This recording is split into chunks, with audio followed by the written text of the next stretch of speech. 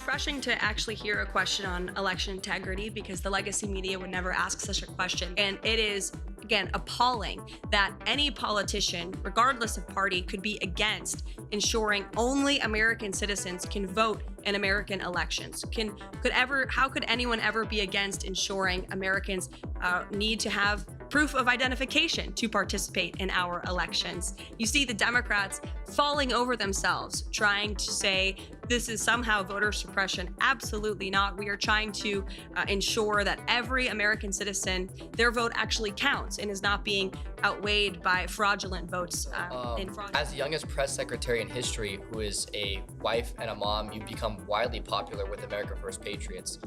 As an 18-year-old, I can say you're definitely an inspiration to Gen Z. What has been the biggest highlight for you in these first 100 historic days?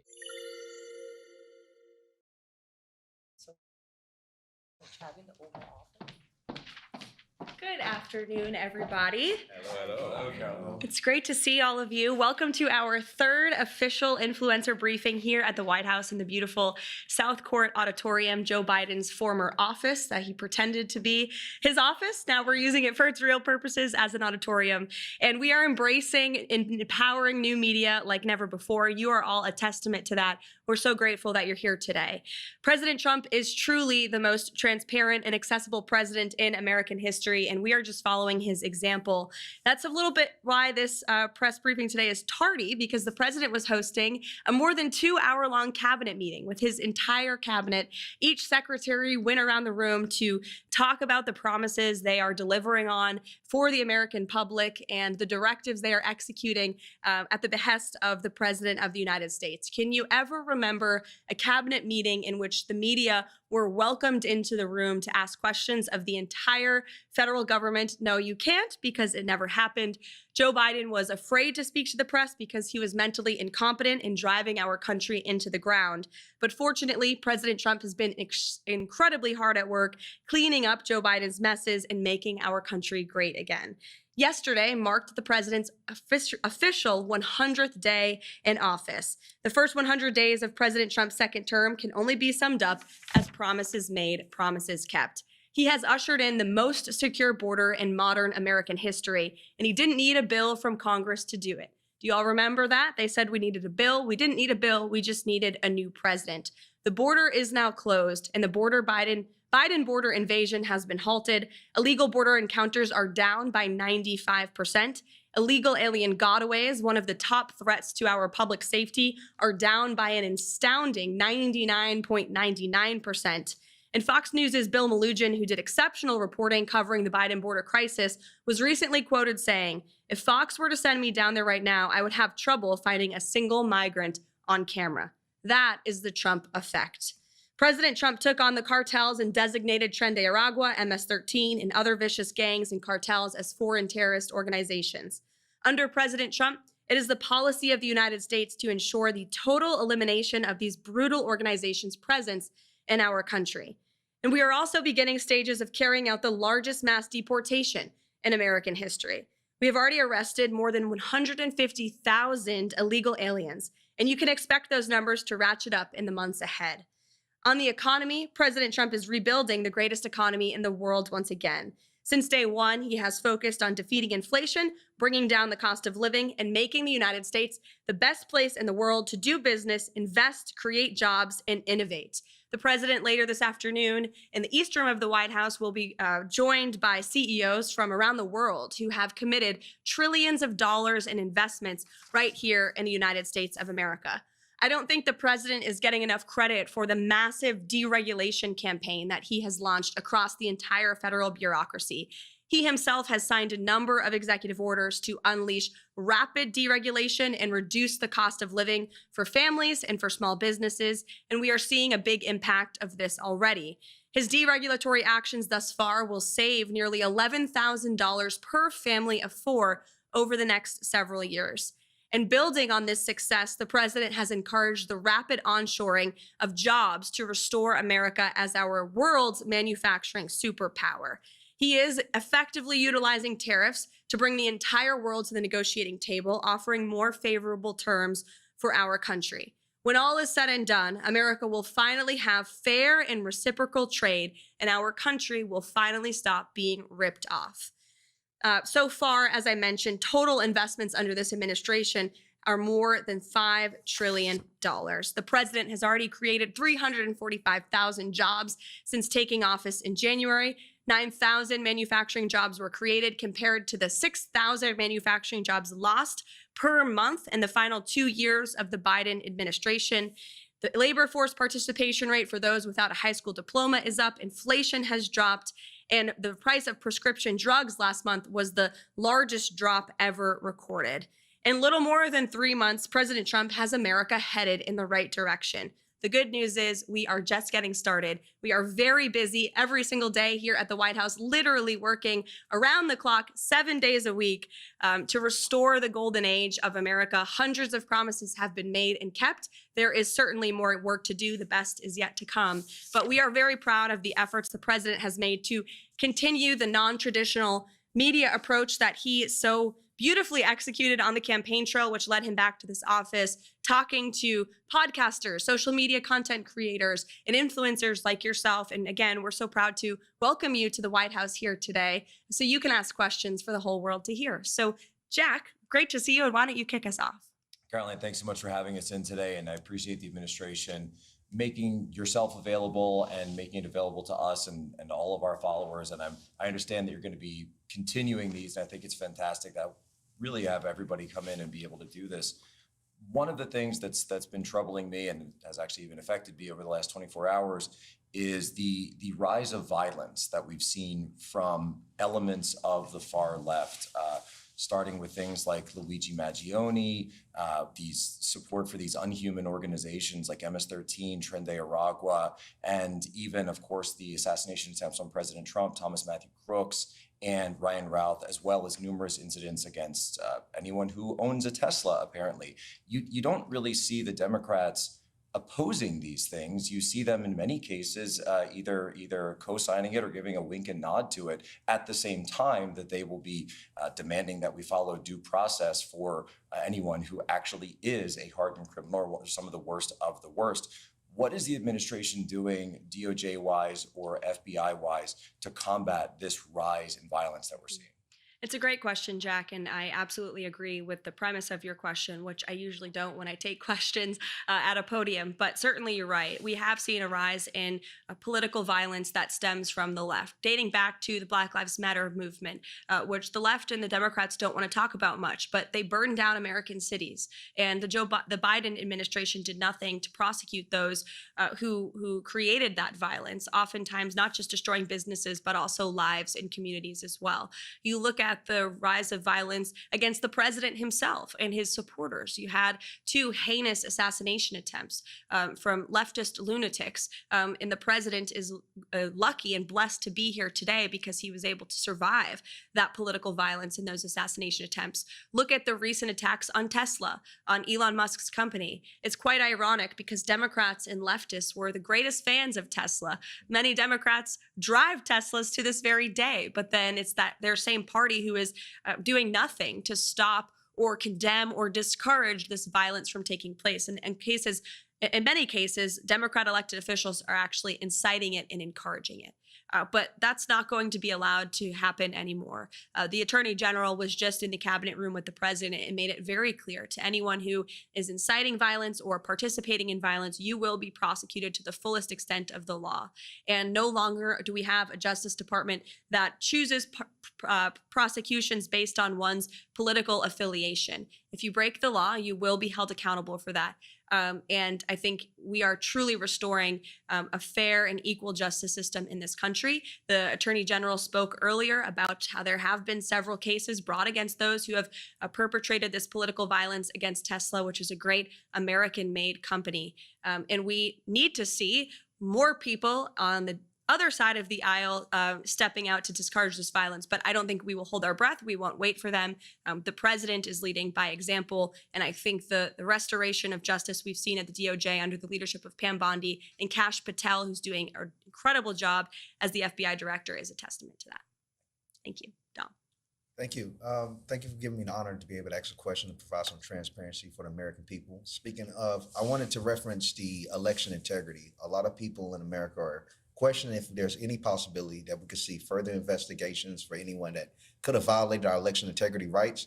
And more importantly, so is there any possibility for names such as Barack Hussein Obama, Hillary Rodham Clinton to ever just possibly get investigated for any of these, questions from the American people, for any of the wrongdoings they might have done? Well, it's refreshing to actually hear a question on election integrity because the legacy media would never ask such a question. They're so out of touch with where the American people are on this issue. And Americans, you're absolutely right, want to have trust in our electoral system. Without free and fair elections, you cannot have a free and fair country. And President Trump has absolutely been a leader on this effort, talking about the irregularities we've seen in our elections, holding Democrats accountable for allowing illegal immigrants to participate in our elections. And he actually signed a recent executive order to protect the integrity of our elections. It will strengthen voter citizenship verification laws. It also directs the Attorney General to enter information sharing agreements with state election officials to identify cases of election fraud. So that correspondence between the federal government and the Attorney General with state and local officials has never happened before. It will allow the federal government to more easily identify these cases of fraud and then prosecute those who violate our election laws. And it is, again, appalling that any politician, regardless of party, could be against ensuring only American citizens can vote in American elections. How could anyone ever be against ensuring Americans need to have proof of identification to participate in our elections? You see the Democrats falling over themselves, trying to say this is somehow voter suppression. Absolutely not. We are trying to ensure that every American citizen, their vote actually counts and is not being outweighed by fraudulent votes and fraudulent ballots that we know have been cast in previous elections. So the president's taking this very seriously. He signed an extremely strong executive order directing action from the AG and the Department of Homeland Security as well to clean up our elections. And we expect Congress to do more on this front as well. Let's go over here. On that question, and again, Caroline, thank you so much for hosting this. Really appreciate the opportunity to come in here and ask questions of you guys, and appreciate the president giving us some time of yours as well. On a follow-up on Dom's question, I still have a ton of my audience that is still asking questions about Hillary Rodham Clinton and the fact that it came out that her and the DNC funded the Steele dossier, which then led to a Crossfire Hurricane and all the FISA abuses that went against President Trump leading up to the 2020 election. Is there, you don't have to spill the beans, but is there something? Is there somebody still looking at it? We just want to know that it's not dead in the water, that Hillary's not just off scot-free after knowing what her and the DNC did leading up to the 2020 election. It's a great question. Absolutely understand and agree with why you're asking it, but I would want to let the president weigh in on that front. I haven't discussed it with him, to be honest with you, but certainly we can ask him and get back to you. Eric. So Caroline, Madam Press Secretary, You can call me Caroline. Thank you, Caroline. Over the weekend, the White House Correspondents Association had their gala, they had their dinner, and Alex Thompson from now Axios, prior to that Politico, didn't really apologize, but came forward and said we, quote unquote, missed the story of Joe Biden's demise, his health demise, his cognitive demise during the 4 years. Jake Tapper has written the book since President Trump was elected that they missed the demise of Joe Biden as well. Fast forward to this lawsuit with CBS, right? So the media, legacy media, has not been held accountable. Will this lawsuit with CBS go to fruition? In other words, I would love to see it go to trial so that we can see, so they can be held accountable. Additionally, will the New York Times be enjoined into that lawsuit? Because the New York Times has already stated that they agree with CBS. And Trump has said maybe we're going to sue the New York Times as well. And as a follow-up to all this, and it really does dovetail because it's not just left-leaning media, Fox News. Fox News put out a poll. I'm a statistician. The poll they put out was wildly biased against President Trump. Mm-hmm. Will Fox sue Fox? Will Trump sue Fox for their methodology in polling? Mm-hmm. Two great questions. Let me hit the first one first. As for CBS and the White House Correspondents Association dinner, it was laughable.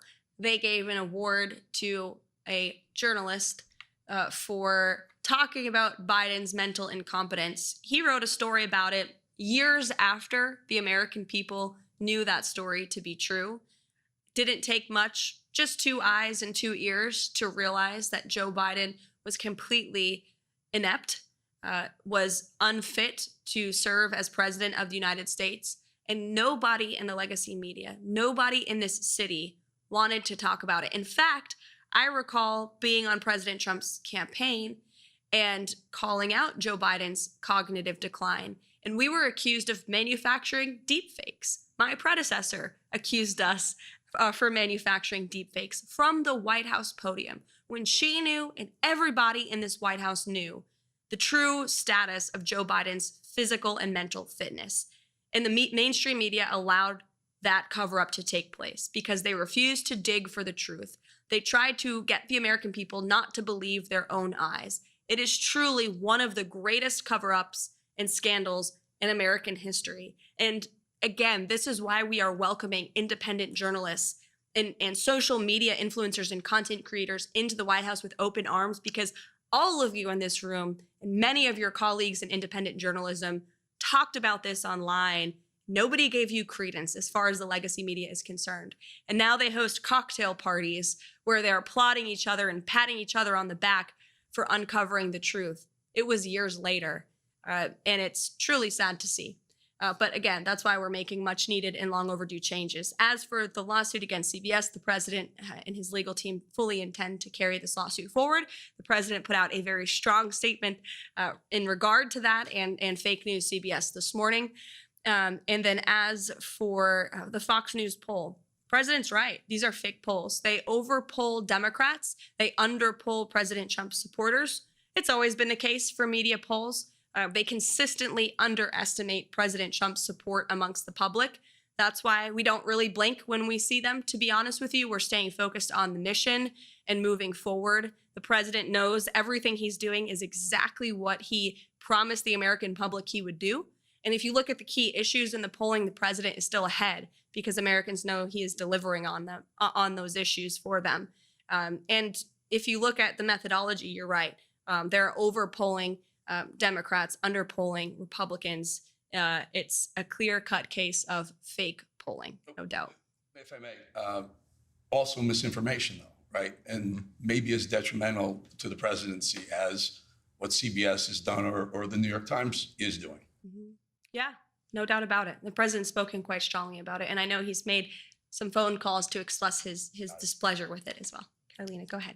Thank you so much for having me here, especially as a legal immigrant, because the overwhelming fake news that Hispanics don't support President Trump, but we do, and we're very excited to have mass deportations because it affects our communities. My question is about immigration reform and DACA. During the first Trump administration, we saw that President Trump, like no other president, wanted to make a deal with the Democrats to give a pathway to citizenship to 1.2 million DACA recipients. I don't know, I haven't really heard anything coming out. Is there any policies surrounding that situation? And is there gonna be immigration reform? Mm-hmm. Well, first of all, thanks for sharing your story. And the president overwhelmingly won the vote of Hispanic Americans in the previous election and swept counties on the border of Texas that are predominantly Hispanic counties because, to your very point, Hispanic Americans and legal immigrants to this country from all countries are so sick and tired of seeing, we're so sick and tired of seeing the mass invasion of illegal immigrants that was allowed to occur under the previous administration. And it was an issue the president ran on and he delivered on. These mass deportations are underway, and it is currently the position of this administration. We are focused on removing as many illegal alien criminals from our communities as possible.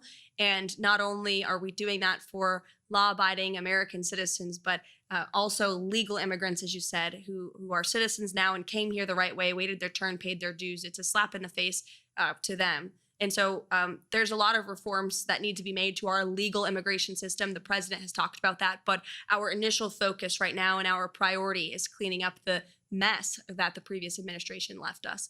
And there's more work to do, but a lot of progress has been made thus far. CJ. Yeah, also, thank you so much, Caroline, for having us here.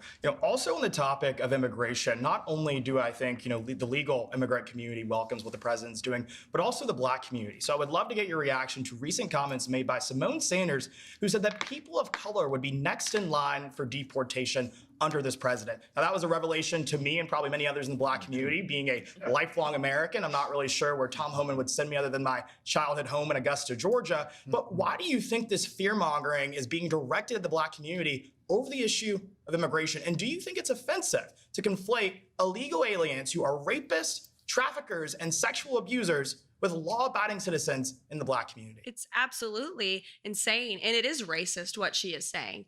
The president intends on deporting illegal alien criminals who broke our nation's laws and are not only impacting communities across the country, but in particular communities of color in our inner cities. You remember the story out of New York City where young minority children were kicked out of their public school to make room for illegal immigrants to sleep on the floor of their cafeteria. That is putting America last. Doesn't matter your race, your religion, or creed. If you are a law-abiding American citizen, President Trump is going to put you first. And shame on Simone Sanders for saying that. She knows better, but she's trying to fear people into disliking this president with lies. But I think the American public are much smarter than she believes that they are, and that's why they reelected President Trump. Oh, go ahead. Hi, Caroline. So, as the youngest press secretary in history who is a wife and a mom, you've become widely popular with America First patriots. As an 18-year-old, I can say you're definitely an inspiration to Gen Z. What has been the biggest highlight for you in these first 100 historic days? Thank you for asking that and saying that, Bo. I am Gen Z. I think I heard the term zillennial because I'm right on the cusp of millennial and Gen Z. Jack is cringing at that. But there's been so many highlights. Just being here every day is such a blessing and an honor. And I'll share a quick story to that point. The president, I'm only here because the president believed in me and uplifted me and so many others who are working so hard across this administration. This administration is filled with young, vibrant people who come to work every day hungry and eager to help accomplish the president's goals. And I think we're seeing a real reawakening amongst young people across the country. The president spoke directly to young people during his campaign, inspiring confidence in them and restoring hope in the American dream, basic common sense values of faith and family and freedom that truly do resonate with young people. The American dream of home ownership, of being able to afford to raise a family and to have children. It's a beautiful thing. And I think the president openly talking about it has inspired so many young minds and opened up so many young hearts. And I'm just so honored to be in this role. The president, he's wrote about it in his books and he's talked about it himself. When he was in his 20s, he was building buildings in Manhattan. So certainly he believes in the strength and the ability of young Americans across the country, like yourself here at the White House at just 18 years old. Thanks for being here. Into the back row. Thank you so much for having us here, Caroline. It underscores President Trump's transparency. Shifting focus a little bit to what's happening on our universities, President Trump has finally put American students over violent foreign nationals. And right now we're seeing the media whitewash the violence perpetrated on our college campuses. We see many universities trying to bypass President Trump's executive order. And my question is, how exactly does President Trump will make sure that these universities are being properly held accountable and violent foreign nationals who are taking over campus buildings are sent back home? Yeah, well, to Jack's earlier question about political violence, this is another form of political violence we've seen stem from the left with the pro-Hamas movement that took place on college campuses and universities. In fact, I recall being in Manhattan courtroom during the Alvin Bragg case against President Trump in the midst of the campaign. And we were in that courthouse watching the television as these violent riots unfolded on the campus of Columbia University. And I remember the president watching the television saying, when we are back, we are going to fix this. This is ridiculous, and immediately directed his campaign staff at the time to insert it into the speeches and to make sure the American public knew he was not going to tolerate violence on our nation's college campuses and the illegal harassment against Jewish American students. He has taken incredibly strong position on this already. He has brought many of these colleges and universities to their knees by threatening their federal funding and in a few cases cutting federal funds. If you violate federal law, you will not receive federal funds under this administration. It's very simple. If you allow the illegal harassment and violence against students of any race or religion on your campus, you will not receive federal funding. You are violating Title VI, which is federal law. The president's made that very clear. And you've seen many of these colleges come to the table and admit their wrongdoing and apologize for it because they know they were wrong. Unfortunately, we didn't have a president at the time who was holding them accountable, who was completely silent as students were being targeted. As for the visas, same is true. The president and the Secretary of State, Marco Rubio, who's doing a tremendous job, have taken incredibly strong action on this as well. And Marco Rubio, as our Secretary of State, reserves the right to rescind visas from foreign nationals who have the privilege of studying on our nation's colleges and universities. And if you engage in illegal behavior, if you're engaging in activity that's contrary to our nation's foreign policy interests, then you will no longer have the privilege of coming and studying here. We're going to put American citizens and American students first, and only the best and brightest should be allowed to come to our country and study at our nation's colleges and universities. So again, such a pleasure to see all of you here today. Thank you so much for coming to the White House. We hope you enjoy the rest of this beautiful day at 1600 Pennsylvania Avenue, and thanks for all that you do. Take care. Thank you. Thank you. Thank you.